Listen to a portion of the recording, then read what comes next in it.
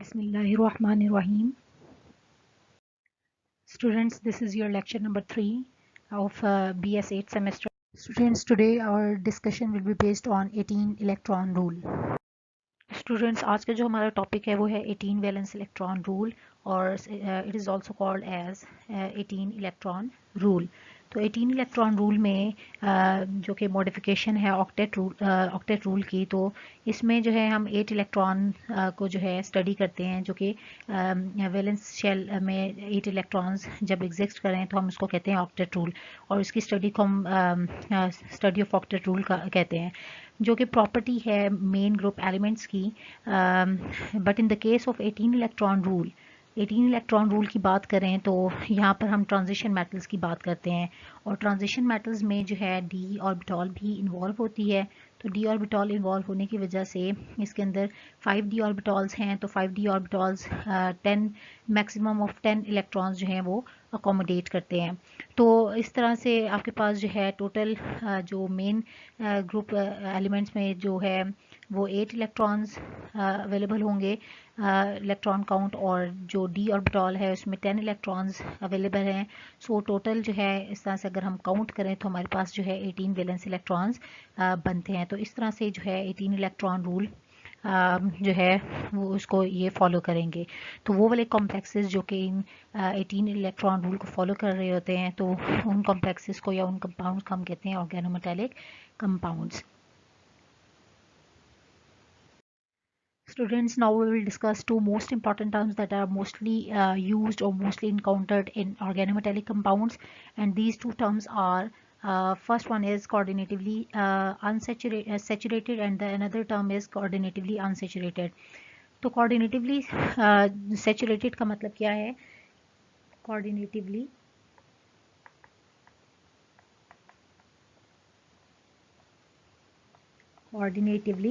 saturated, जब भी हमारे पास कोई कॉम्प्लेक्स हो उसके अंदर जो है कोई भी वेकेंट स्पेस या कोई भी एम्प्टी स्पेस या coordination site, extra coordination site available ना हो इनकमिंग लिगेंड के लिए कि वो आके उसके साथ कोऑर्डिनेट कर सके या एसोसिएट कर सके, तो ऐसे कॉम्प्लेक्सेस को हम कहते हैं कि वो कोऑर्डिनेटिवली सैचुरेटेड कॉम्प्लेक्सेस हैं।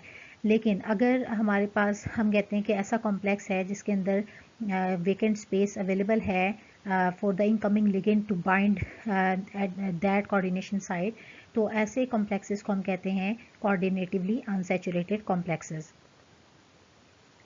coordinatively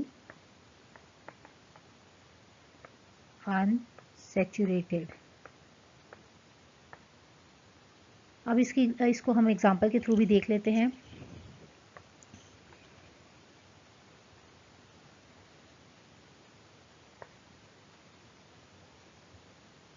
जो कि होप्स हो कि आपको सही से समझ आएगी। तो एग्जांपल लेते हैं हम FeCO5 which is pentacarbonyl iron. Pentacarbonyl iron जो कि कोऑर्डिनेटिवली सैचुरेटेड कंपाउंड है। कोऑर्डिनेटिवली सैचुरेटेड कैसे कि इसके अंदर 18 वैलेंस इलेक्ट्रॉन्स अवेलेबल हैं। तो जब इसका रिएक्शन करवाया जाता है, इसको ट्रीट किया जाता है अल्कीन्स के साथ, तो ये रिएक्शन शो नहीं करते, कोई रिएक्शन नहीं होता। So no reaction is possible, क्योंकि कोई कोऑर्डिनेशन साइट वेकेंट नहीं है जिधर जाके ये अल्कीन जो है एसोसिएट हो सके। लेकिन हम इसको जो है एसोसिएट करवा सकते हैं सिर्फ और सिर्फ एक केस में। वो कैसे कि अगर हम इस FeCO5 को, दैट इज़ पेंटाकार्बोनिल आयरन को, अगर हम हीट अप करें तो इसमें से एक कार्बोनिल जो है वो कार्बोनिल लिगेंड डिसोसिएट हो जाएगा, और after dissociation it will give you FeCO4।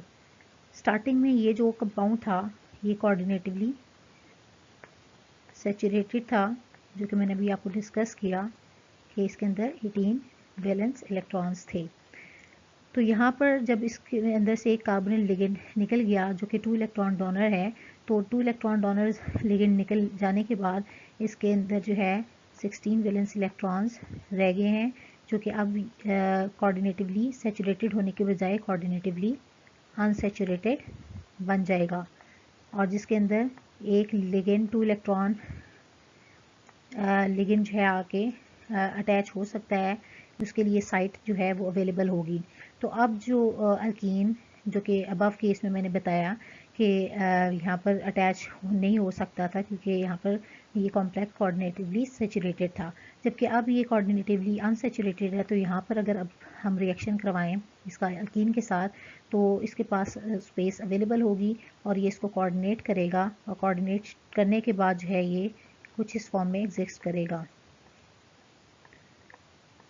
FeCO4।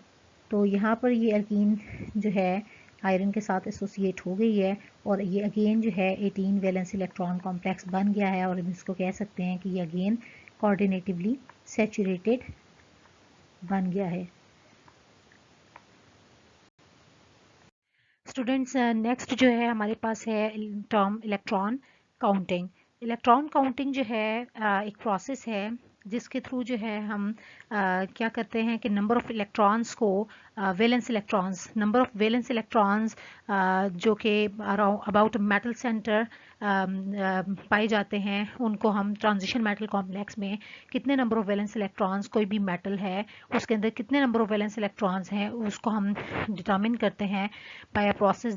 This process is called as electron counting. In order to calculate or in order to figure out the electron count from metal complex, तो हम जो है दो तरह की approaches use करते हैं, और वो अप्रोच जो है अगर हम देखें तो दो मॉडल्स या दो अप्रोचेज को इनके लिए यूज़ किया जाता है in order to calculate the electron count. जो फर्स्ट अप्रोच है इसको हम कहते हैं ionic approach, and the second one is said to be the covalent approach. In ionic approach जो है इसको इस आयनिक अप्रोच भी इसे कहा जाता है, आयनिक मॉडल भी कहा जाता है, और इसको जो थर्डली हम इसको कहते हैं चार्ज मॉडल, चार्ज मॉडल भी कहा जाता है, या चार्ज्ड मॉडल जो है इसको बोला जाता है।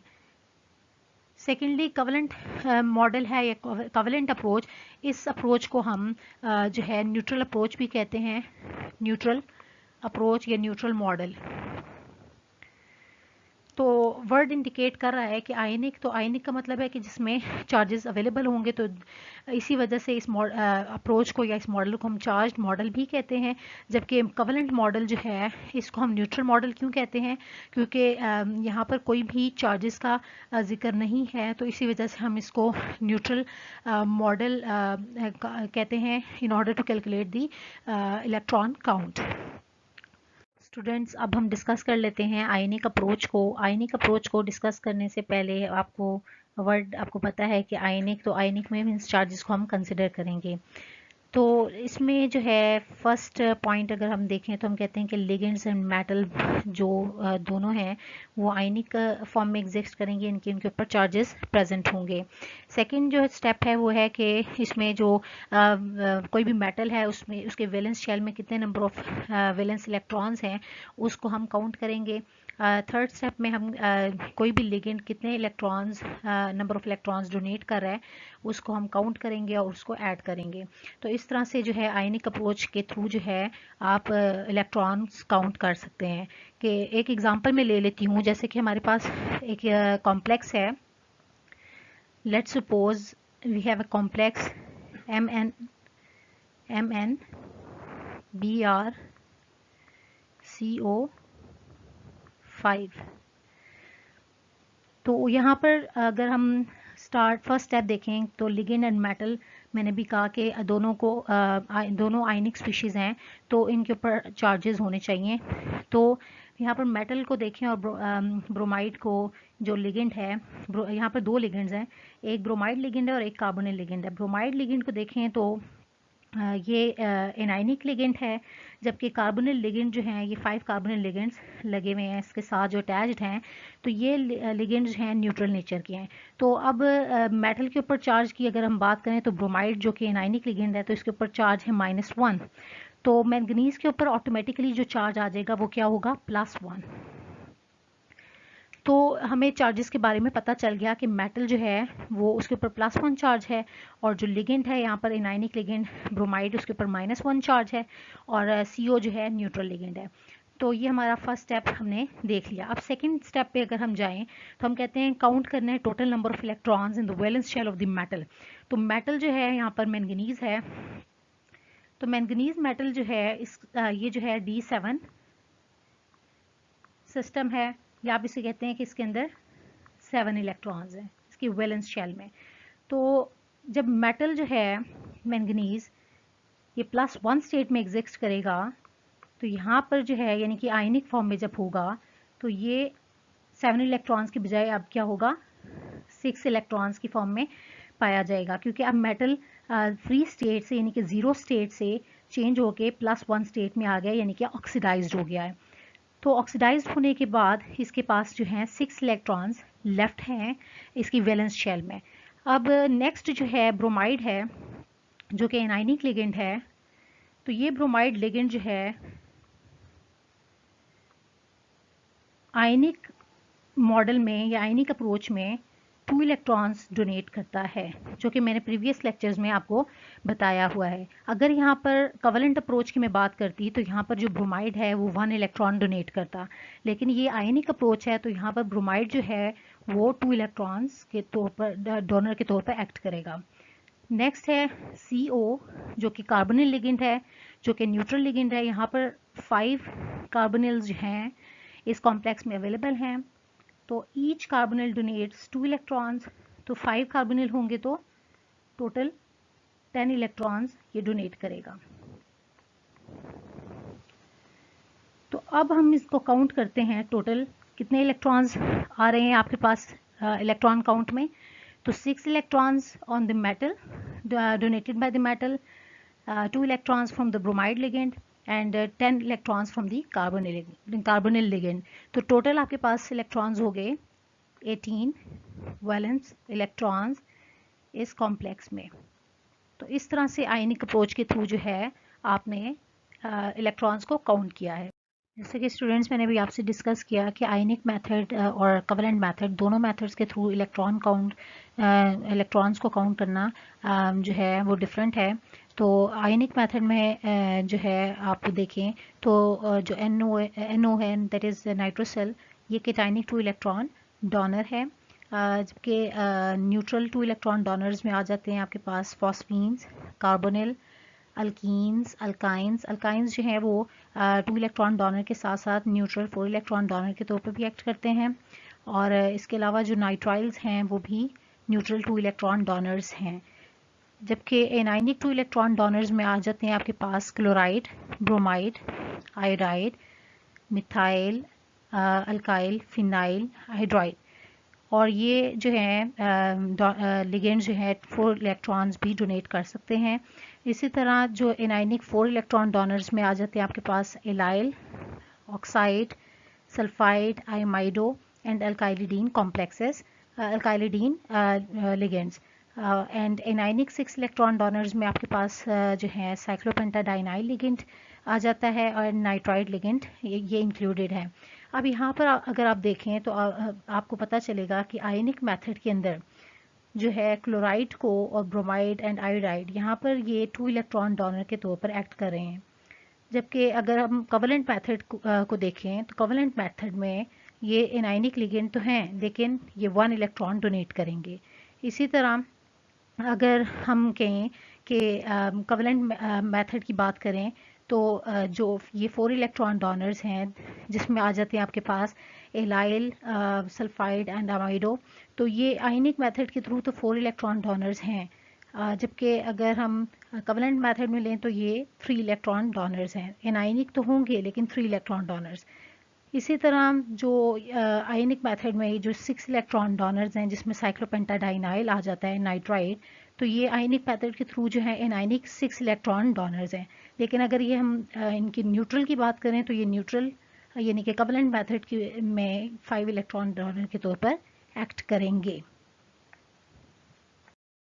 स्टूडेंट्स कवलेंट अप्रोच में अब हम देखेंगे कि लिगेंड जो है और मेटल दोनों जो है न्यूट्रल फॉर्म में एग्जिस्ट करेंगे, जबकि आयनिक अप्रोच में दोनों जो है आयनिक स्पीशीज़ की फॉर्म में एग्जिस्ट करते थे। नेक्स्ट स्टेप सेम ही है कि इसमें भी total number of valence electrons जो कि अनकम्प्लेक्स्ड मेटल में यानी कि मेटल जब फ्री स्टेट में यानी कि किसी भी लिगेंड के साथ कोऑर्डिनेट नहीं हुआ हुआ, तो उस फॉर्म में हम इसके टोटल नंबर ऑफ इलेक्ट्रॉन्स को काउंट करेंगे। थर्ड में हम कंसिडर करेंगे इसमें चार्जेस, कंसिडर द चार्जेस। अब यहाँ पर आपके माइंड में ज़रूर क्वेश्चन अराइज होगा कि जो लिगेंड और मेटल जो है यहाँ पर तो ये न्यूट्रल हैं, तो फिर हमने कौन से चार्जेस को कंसिडर करना है। तो यहाँ पर जो चार्ज है, जो चार्ज की बात हो रही है वो जो चार्ज अवेलेबल है कोऑर्डिनेशन स्फीयर के ऊपर प्रेजेंट होगा, तो उसकी बात हो रही है। यानी कि कोई भी कॉम्प्लेक्स है, लेट सपोज हम ले लेते हैं ईटा 5 C5 H5 Fe CO4 और CO2 C2H4 प्लस चार्ज। तो ये जो कोऑर्डिनेशन स्फीयर है इस ब्रैकेट के अंदर, ये सारा इसको कोऑर्डिनेशन स्फीयर कहते हैं, और ये जो चार्ज प्रेजेंट है इसके ऊपर इसको हम कहते हैं charge on the coordination sphere. तो इन चार्जेस को आपने कंसिडर करना है कवलेंट अप्रोच में। अगर ये चार्ज आपके पास प्लस होगा तो आपने जो इलेक्ट्रॉन्स को काउंट करते हुए इसको -1 करना है। अगर यहाँ पर ये -1 चार्ज है तो फिर आपने इलेक्ट्रॉन्स को काउंट करते हुए इसको फिर आपने +1 उसमें ऐड करना है। तो ये थी चार्ज की बात। यहाँ पर लिगेंड एंड मेटल न्यूट्रल ही होंगे। ये जो चार्ज रिप्रेजेंट कर रहा है ये सिर्फ और सिर्फ charge on the coordination sphere को रिप्रेजेंट कर रहा है। एंड द फोर्थ स्टेप जो कि कवलेंट अप्रोच में हम देखेंगे वो है कि वो भी सेम है कि नंबर ऑफ इलेक्ट्रॉन्स जो भी लिगेंड कितने नंबर ऑफ इलेक्ट्रॉन्स को डोनेट कर रहा है तो उसको आपने काउंट करना है। तो इस तरह से आपने कवलेंट अप्रोच के थ्रू जो है इलेक्ट्रॉन्स को काउंट कर लेना है। इसको हम एग्जांपल के थ्रू भी देख लेते हैं। जैसे कि मैंने भी ये एग्जांपल दी कि हम कैलकुलेट करते हैं किस तरह से चार्ज कंसिडर करते हैं चार्ज को और कैलकुलेशन करते हैं। तो हम अगेन यही कॉम्प्लेक्स ले लेते हैं ईटा 5 C5 H5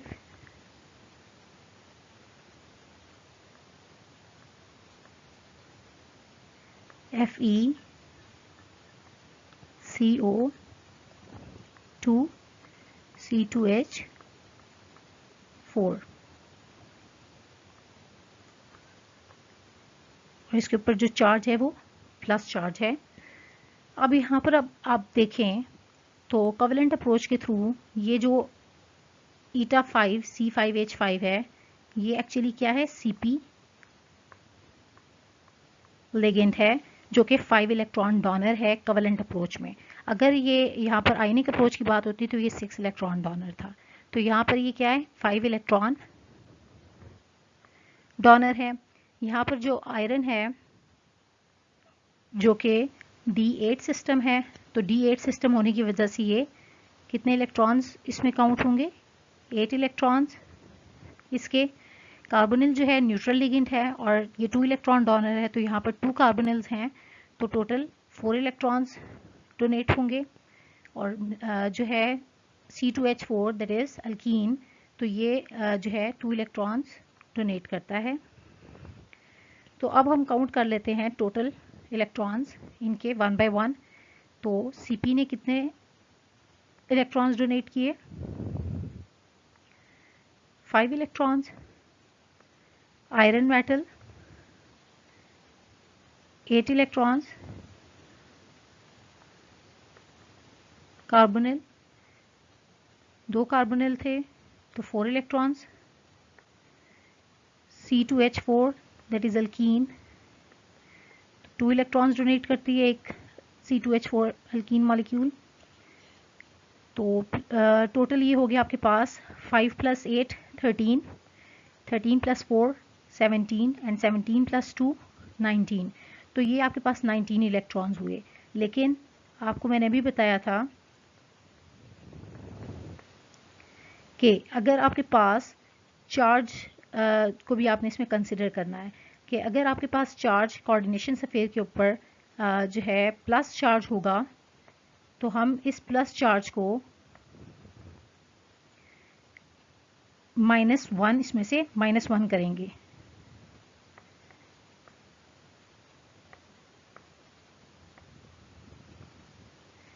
-1 किया तो हमारे पास जो है टोटल वैलेंस इलेक्ट्रॉन्स आ गए 18 वैलेंस इलेक्ट्रॉन्स।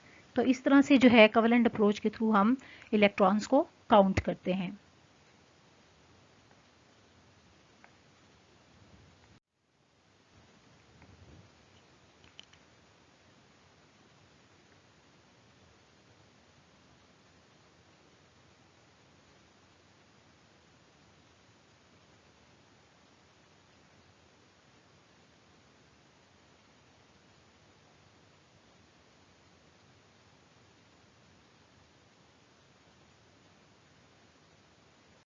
स्टूडेंट्स अब हम कुछ एग्जांपल्स दे लेते हैं और जो है इलेक्ट्रॉन्स को काउंट करते हैं, ताकि हमें जो भी आपको इसमें इससे रिलेटेड प्रॉब्लम्स हैं वो आप सॉल्व कर सकें, और कोई भी कॉम्प्लेक्स है उसमें नंबर ऑफ़ इलेक्ट्रॉन्स जो हैं वो आप काउंट कर सकें, नंबर ऑफ़ वैलेंस इलेक्ट्रॉन्स। तो जैसे कि कॉम्प्लेक्स में आपको दिखाया है, में आपको नज़र भी आ रहा है। तो यहाँ पर जो है हम इसको दोनों मेथड्स के थ्रू जो है सॉल्व करेंगे, जिसमें आपके पास आयनिक मेथड एंड कवलेंट मेथड दोनों मेथड्स हैं। तो आयनिक मेथड के थ्रू अगर हम इसको देखें तो एक साइड पे हम आयनिक मेथड ले लेते हैं और सेकंड साइड पे covalent.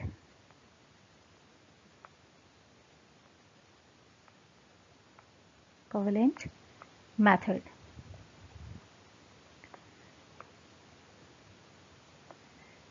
Ionic method and covalent method. Ionic method से स्टार्ट करते हैं। तो आयनिक मेथड में जो यहाँ पर रहीनियम मेटल है, जो कि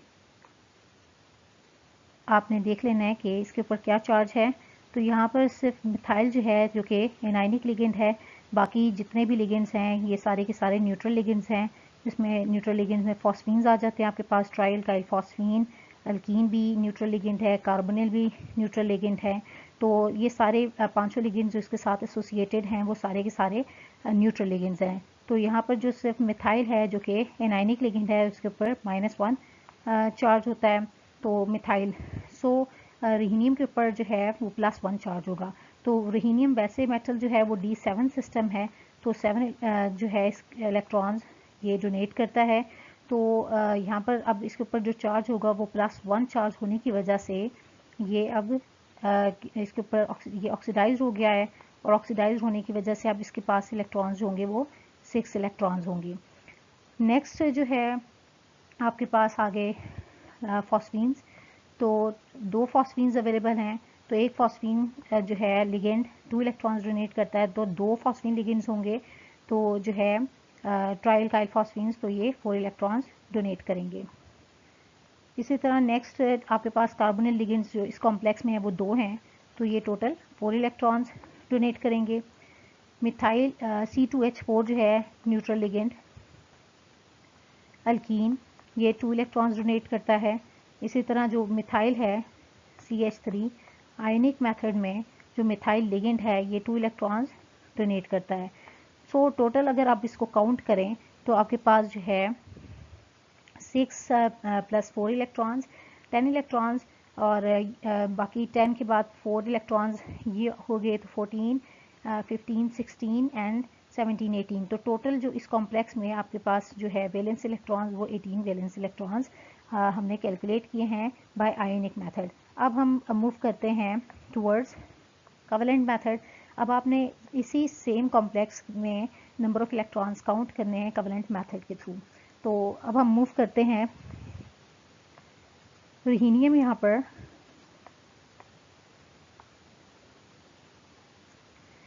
रुहीनियम जो मेटल है, यहाँ पर मैंने जैसे कि पहले बताया कि ये D7 सिस्टम है। तो D7 सिस्टम होने की वजह से ये 7 इलेक्ट्रॉन्स कंट्रीब्यूट कर रहा है। 2 इसके अंदर फॉस्फीन लिगेंड्स हैं, तो 2pr3 will donate 4 electrons. 2 carbonyl ligands हैं, तो इसके अंदर तो ये 4 इलेक्ट्रॉन्स डोनेट करेगा। C2H4 जो है ये 2 इलेक्ट्रॉन्स डोनेट करेगा। CH3 जो है मिथाइल, यहाँ पर कवलेंट मेथड में ये 1 इलेक्ट्रॉन डोनेट करेगा, जबकि आयोनिक मेथड में ये 2 इलेक्ट्रॉन्स डोनेट करता है। तो अब आप टोटल करें इलेक्ट्रॉन्स को, तो यहाँ पर 7 + 4 11, 2 कार्बोनिल जो हैं 4 डोनेट कर रहे हैं, तो 11 + 4 15, अल्कीन्स 2 कर रहे हैं तो 16 17 एंड 1 फ्रॉम मिथाइल, तो टोटल जो है 18 वैलेंस इलेक्ट्रॉन आ रहे हैं। तो देख लिया आपने कि इस कॉम्प्लेक्स में अगर आप आयनिक मेथड के थ्रू भी देखें या फिर कवलेंट मेथड के थ्रू, तो आपके पास टोटल जो वैलेंस इलेक्ट्रॉन्स हैं वो 18 वैलेंस इलेक्ट्रॉन्स जो हैं वो एग्जिस्ट कर रहे हैं। नेक्स्ट हम न्यू कॉम्प्लेक्स ले लेते हैं। ये कॉम्प्लेक्स है आपके पास, और इसको भी हम आयनिक मेथड एंड कवलेंट मेथड दोनों के थ्रू जो है इलेक्ट्रॉन काउंट, इसमें इलेक्ट्रॉन्स को काउंट करते हैं। तो आयनिक method, and in this side we take covalent, we calculate electron count by covalent method. Ionic method में जैसे कि यहाँ पर ब्रोमाइड है लिगेंड, तो ये एनायनिक लिगेंड है, तो इसके ऊपर चार्ज होगा -1। तो जो सेकेंड लिगेंड है कार्बोनिल लिगेंड है, ये न्यूट्रल लिगेंड है, तो 0 चार्ज है, तो मेटल के ऊपर चार्ज आ जाएगा +1। सो आयनिक मेथड में आपको पता चल गया कि मेटल +1 हो जाएगा। वैसे तो ये जो मैंगनीज है वो D7 सिस्टम है, तो अब +1 चार्ज होने की वजह से, ऑक्सीडाइज होने की वजह से यहाँ पर ये फ्री फॉर्म में था, तो ये D7 सिस्टम है। लेकिन अब ऑक्सीडाइज होने की वजह से इसके ऊपर +1 चार्ज आ गया है, तो ये 6 इलेक्ट्रॉन्स डोनेट करेगा। ब्रोमाइड लिगेंड जो है एनायनिक लिगेंड है, और आयनिक मेथड में ये 2 इलेक्ट्रॉन्स डोनेट करता है। कार्बोनिल लिगेंड जो है न्यूट्रल लिगेंड है, यहाँ पर 5 कार्बोनिल लिगेंड इसके साथ एसोसिएटेड हैं इस कॉम्प्लेक्स में। सो 5 कार्बोनिल जो है ईच कार्बोनिल डोनेट 2 इलेक्ट्रॉन्स, सो 5 कार्बोनिल्स होंगे तो 10 इलेक्ट्रॉन्स डोनेट करेंगे। तो इस तरह से टोटल आपके पास जो है 18 वैलेंस इलेक्ट्रॉन्स ये कॉम्प्लेक्स डोनेट करेगा। अब कवलेंट मेथड के थ्रू अगर हम इलेक्ट्रॉन्स काउंट करें यहाँ पर, तो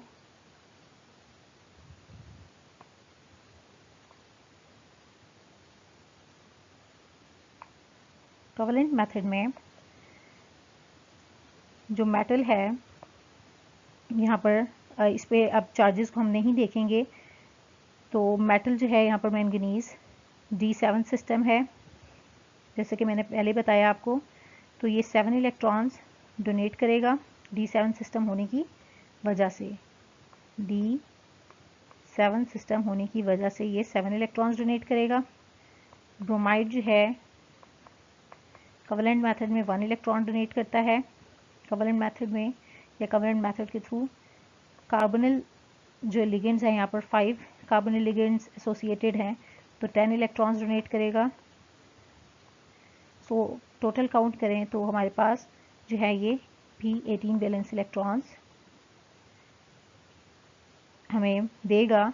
तो हमने चेक कर लिया कि दोनों मेथड्स के through, that is ionic method and covalent method, दोनों के थ्रू आपके पास जो है 18 वैलेंस इलेक्ट्रॉन्स आपको मिल रहे हैं। स्टूडेंट्स, अब हम नेक्स्ट एग्जांपल देख लेते हैं जिसमें आपके पास ये कॉम्प्लेक्स दिया जा रहा है। इसको सबसे पहले तो अब आप इसका स्ट्रक्चर बना लें। इसका स्ट्रक्चर देखें तो इसका स्ट्रक्चर कुछ इस तरह से है कि हर मेटल के साथ 5 जो है कार्बोनिल लिगेंड्स एसोसिएटेड हैं।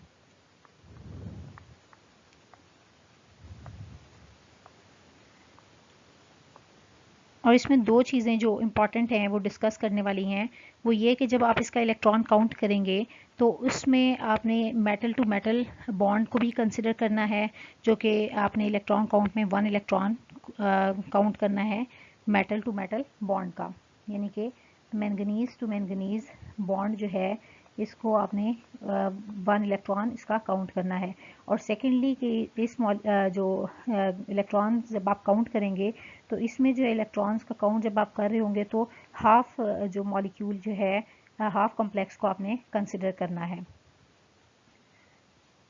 अब हम इसको आयनिक मेथड एंड कवरेंट मेथड के थ्रू कैलकुलेट भी कर लेते हैं।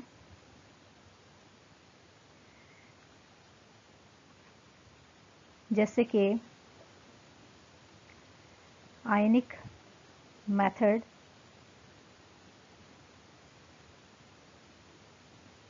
एंड कवरेंट मेथड मैंने भी डिस्कस किया। तो आयनिक मेथड में आयनिक मेथड एंड कवरेंट मेथड, दोनों मेथड्स के थ्रू अब आप इलेक्ट्रॉन को काउंट करेंगे ताकि आपको जो है वो कोई प्रॉब्लम ना हो।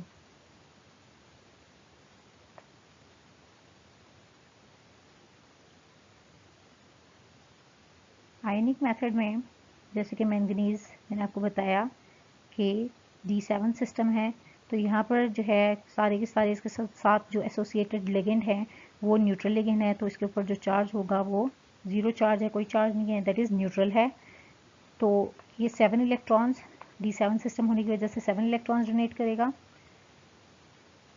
5 कार्बोनिल लिगेंड्स इसके साथ 10 कार्बोनिल लिगेंड्स एसोसिएटेड हैं, तो मैंने भी आपको बताया कि हाफ जो है कॉम्प्लेक्स को आपने इसमें काउंट करना है, तो 10 की बजाय अब आप 5 कार्बोनिल लिगेंड्स लेंगे, तो 5 कार्बोनिल लिगेंड्स जो हैं 10 इलेक्ट्रॉन्स डोनेट करेंगे।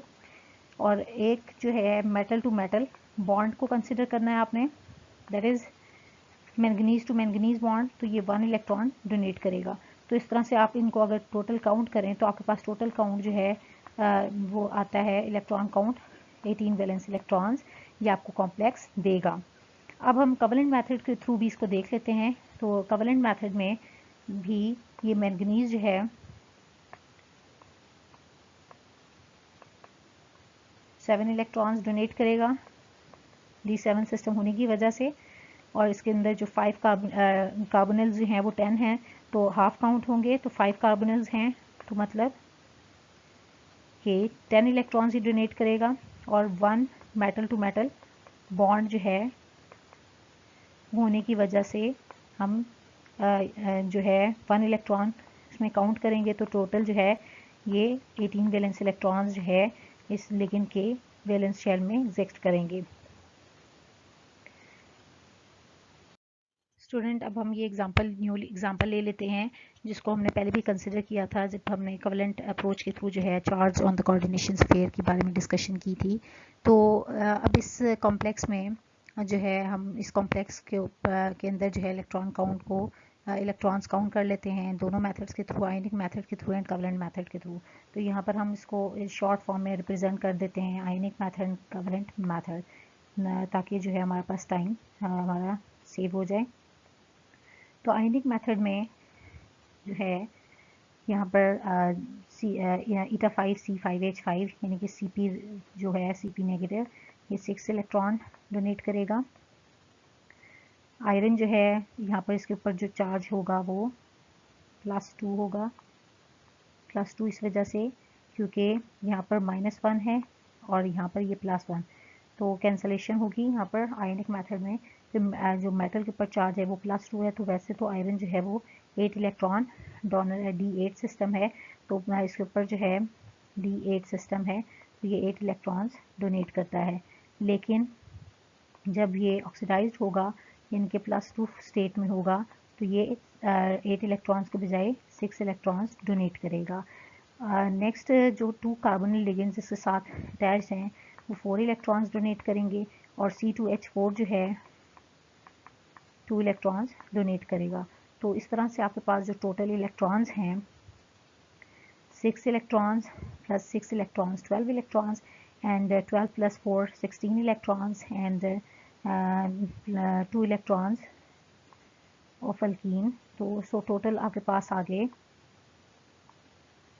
18 वैलेंस इलेक्ट्रॉन्स जो कि ये इस कॉम्प्लेक्स में आयनिक मेथड के थ्रू हमने कैलकुलेट किए हैं।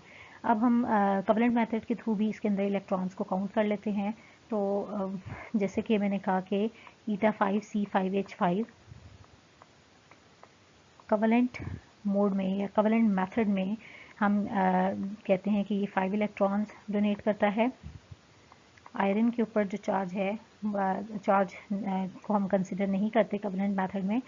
तो हमें पता है कि ये D8 सिस्टम है तो 8 इलेक्ट्रॉन्स डोनेट करेगा।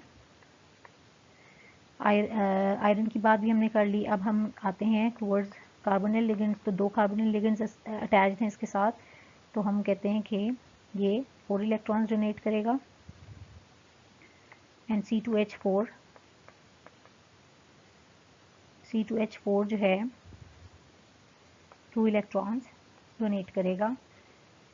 तो ये टोटल जो है आप अगर इसको काउंट करें तो इसके अलावा जो है जो इम्पॉर्टेंट बात हुई यहाँ पर वो ये है कि इसके ऊपर जो आपने जब कवलेंट मेथड के थ्रू अगर आप देखें कि कोऑर्डिनेशन स्फीयर के ऊपर जो है चार्ज अवेलेबल है, तो अगर ये चार्ज +1 है तो आपने जो इलेक्ट्रॉन काउंट में इसको -1 काउंट करना है। तो -1 होगा। तो अब आप इसकी कैलकुलेट करें इन सारों को, तो 5 + 8 13 13 + 4 17 17 एंड 18 एंड 19। तो 19 इलेक्ट्रॉन्स आपने यहाँ तक काउंट किया और इसमें से -1 जब आप करेंगे तो आपके पास जो है 18 वैलेंस इलेक्ट्रॉन्स आ जाएंगे इस कॉम्प्लेक्स में। तो आपने देख लिया कि 18 वैलेंस इलेक्ट्रॉन्स दोनों मेथड के थ्रू जो हैं आपने कैलकुलेट किए इस कॉम्प्लेक्स के लिए। अब हम मूव करते हैं टूवर्ड्स अवर स्टूडेंट्स। ये मैं दे रही हूँ आपको होम असाइनमेंट, और ये जो है सारे कॉम्प्लेक्सेस पे आपने जो है ये अप्लाई करना है 18 वैलेंस इलेक्ट्रॉन रूल, और इस असाइनमेंट को आपने जो है कंप्लीट सॉल्व करना है। अगर आपको इससे कोई भी प्रॉब्लम इस लेक्चर से रिलेटेड कोई भी प्रॉब्लम है तो आपने इस लेक्चर को ट्वाइस या थ्राइस जो है वो रिपीट करना है, देखना है, ताकि आपको ये अच्छे से समझ आ जाए। होप्स हो कि आपको समझ आ जाएगा। Thank you so much. Hopes हो कि आपको समझ आ गया है। Thank you so much.